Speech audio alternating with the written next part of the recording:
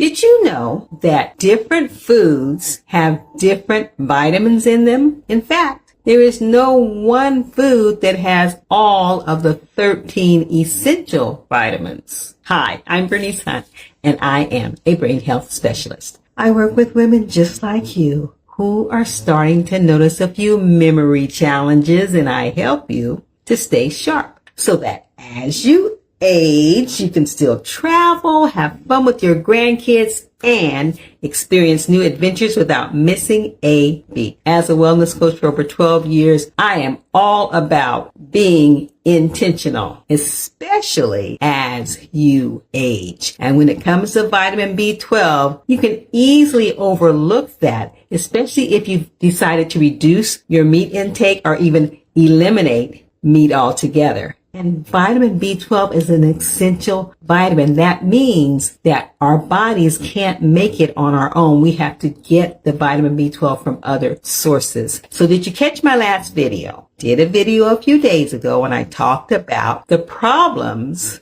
that your brain can have if it has low levels of B12. And I also talked about the fact that sometimes symptoms of vitamin B12 deficiency can be mistaken for dementia.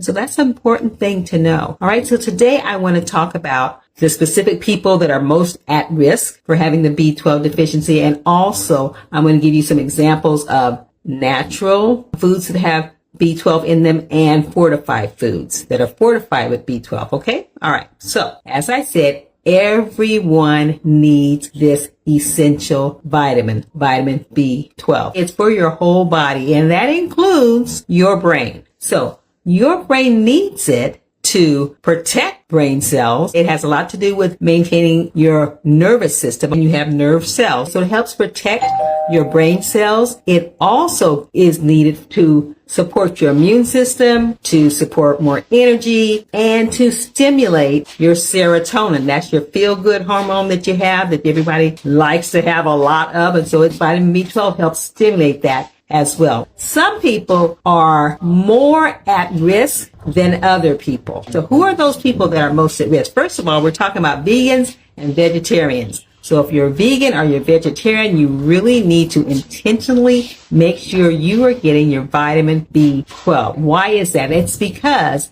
B12 is not found in plant foods. B12 is found in animal foods, all right? So if you decided that you're not eating any meat, you have to get your vitamin B12 from other sources intentionally. In fact, so much so that a lot of doctors do not even recommend that children be vegans or vegetarians, because you have to intentionally and be disciplined about making sure you are getting foods that have B12. Vegan and vegetarian is not just about not eating meat. You also have to make sure you still are having the nutrition that you need, okay? So a lot of doctors don't even want children to go there because it's a disciplined person that has to be doing that, all right? So vegans and vegetarians are one of the high at-risk people. Also older adults. You know, as we age, our body's not doing everything as efficiently as it once was. Tell the truth and shame the devil. So you're not doing things as efficiently with your body. And so with vitamin B12, it's not going to be absorbed as efficiently, all right? So it's not going to be as bioavailable as it used to be in your younger years. And so you need to make sure you're getting enough vitamin B12 in your system so that you can utilize enough of it to do what it needs to do. In fact, they say in adults that are 65 to 74 years old, 1 out of 20 people will probably be B12 deficient. And once you get 75 and over, it's 1 out of 10 of those at that age group is probably going to be vitamin B12 deficient. So that's the reason why your doctor may have already recommended you have a B12 supplement if you're up in age. So it's very important that you are aware of that and that you eat foods that are also vitamin B12 rich. All right. So we have vegans and vegetarians that are at risk. We have older adults that are at risk. And we also have people that take certain medications or have certain medical conditions. And once again, we're talking about their body is not absorbing. The medication is hindering the absorption of the vitamin B12. They say people that are taking metformin, people that are acid reflux medications, and there's some other medications that if you're on that, you need to make sure that you're getting your vitamin B12 because the medications itself is conflicting with that absorption. Also, if you have certain medical conditions like some autoimmune diseases, stomach disorders, or small intestinal disorders that you may have, we also are not able to absorb the vitamin B12 efficiently. So you need to make a special effort to get that supplemented or to get that some other kind of way. Okay, so if you're vegan or vegetarian, if you're an older adult, we're talking like getting in your 60s, okay? If you are on certain medications, you check your doctor about that, but we know for sure about metformin and acid reflux, but check with your doctor about that. And also if you have certain medical conditions that are involving your intestines or your stomach or autoimmune, okay, so check with that. The other at-risk group would be pregnant women. Pregnant women are at-risk group because of their fetus. Their fetus is developing and that whole neurological system is being developed, and vitamin B12 is helping to get that in order. All right. So you want to make sure that you're taking vitamin B12 so your child doesn't end up with any neurological damage because you were deficient in supplying the vitamin B12. Okay. So that's important.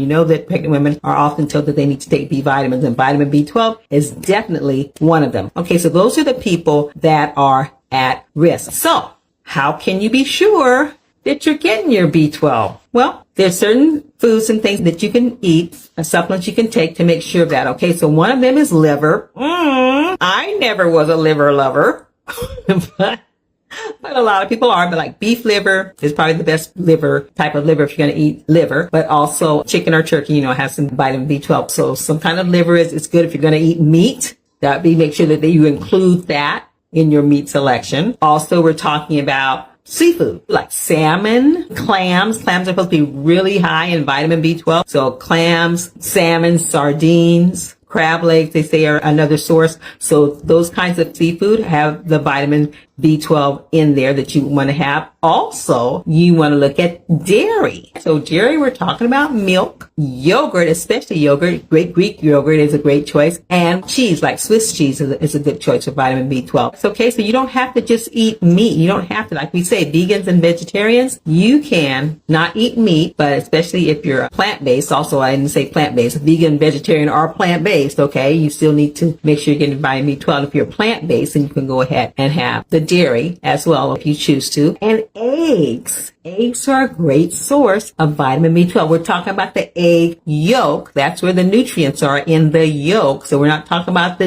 egg whites. Just go ahead and eat the whole egg, guys. So just stop that stuff about just the whites unless your doctor's telling you to. But eat the whole egg. So the egg yolk is where all that nutrition is, and it has the B12 in there. But then there are a lot of fortified foods. So a lot of fortified foods you can have, like you can have nutritional yeast is an excellent source because you can use it just like you use your salt shaker, and you can sprinkle that on practically anything, just like you use for your pizzas and stuff. You see, have that Parmesan cheese. Instead of putting the Parmesan cheese on it, put the nutritional yeast on it. You can put it in your salads. You can put it in your soups. You can put it in practically anything you want to put it in, guys. It has a little cheesy flavor, but I like cheese.